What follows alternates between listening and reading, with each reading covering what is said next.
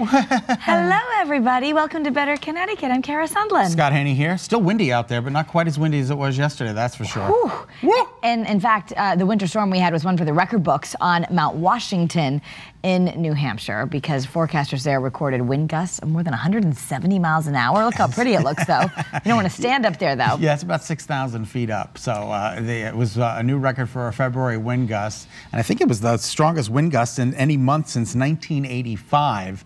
At 170 miles an hour, so that's pretty incredible. I was waiting to see if Elton was going to show up, but he didn't. So, remember when he got blown off? Well, yeah. He got blown. Remember that? Had we known, you could have gone up there and recreated it. Yeah, absolutely. 170 mile an hour winds, that'll certainly blow you around, that's for sure. So if you're in Arizona and snow falls so much on your roof that it then topples you and buries you, first make sure you're alive, and then take a picture. Look at this. Watch, Kara. Oh no. Look at this. That's Arizona. What's wrong with this weather? I don't know, but look at him. So he's like a little bit buried in the snow, and she's like, "Are you okay? Are you okay? Okay." And then she takes a picture, and then she's like, all right, I got to start shoveling you out. Yeah, let me get a picture first, and then we'll get you out. And look, they have time-lapse photography of him getting out. That's really cool. That is hysterical. That is really very funny. All right, now a woman in London went out for maybe a little bit too much fun. So she got out of a taxi, put her feet right down, and both of her heels got stuck in the sewer grate. Now, those are nice shoes, so what are you gonna do? You take the sewer grate with you, and you deal with it later, because you're not giving up your shoes. Yeah, they asked her to comment. She said, this was really grating on my nerves. Ching! But she literally went home with the sewer grate attached. I don't know how you can't walk like that. So she must have taken. She must have taken them off and said, "I'm not giving up my boots. I'll take these home." I'll take these home. But imagine she's walking around with no shoes on, carrying a sewer grate with her heels attached to it. Well, she said in her little post right there, "This is why I should never drink again." Ariana Grande, we told you, is coming to perform here in Connecticut, but she's also returning to Manchester 2 years after the suicide bomber killed 22 people at her concert. She's going to be there in August. She'll be the headliner at the Manchester Pride Live event, which is August 25th. Yeah, they recognized her as an honorary citizen of the city for her work in the wake of the attack. So good for her. I mean, what did we talk about? She's got 3 singles in the top 10. Nobody's done that since the Beatles. Nobody's done. I mean, God bless her. Thank You Next. Is that one of the songs? Yes. Thank You Next. Yeah, it's kind of like. What's her next song? Welcome So Much.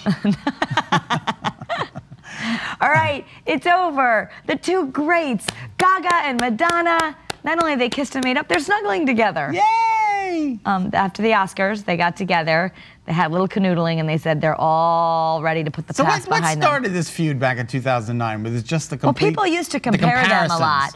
And Lady Gaga would go on to say that, listen, I really like Madonna, but we're different. I'm in the studio all day. I write my own music. I produce my own music. Like, she seemed to do a little dig. A little diss. And Madonna indicated that maybe some of her songs copied hers.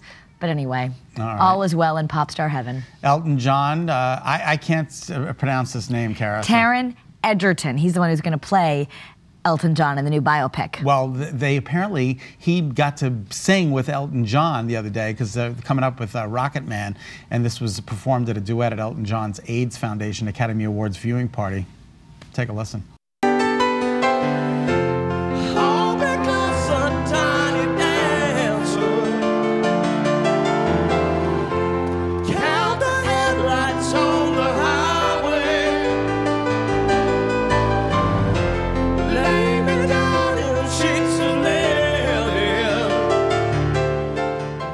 You know, it's a double threat at least. I don't know if he dances, but he can sing and he can act. So.